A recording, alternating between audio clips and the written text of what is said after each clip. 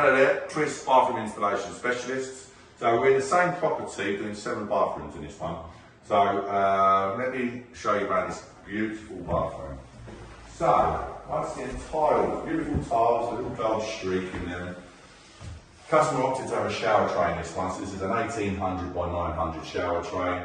Got the niche, spotlights, got the grower shower head coming from the ceiling. The smart box, obviously, will have a detachable arm there on the wall. And it's a lovely big bathroom, this one. Chrome towel arm. I'm going to have that coming on with hot water and heating, so that'll be hot in the summertime for your towels. We're going to have a vanity unit here. This is a large bathroom. It's going to be floor standing. Got a mirror there for the light, and side lights once again. And obviously a bath is going to be going here with some beautiful chrome floor standing taps going over the bath. Couple of niches once again. Toilet obviously there, flushing going on. And then what we've got here, once again, the mitred tile finish.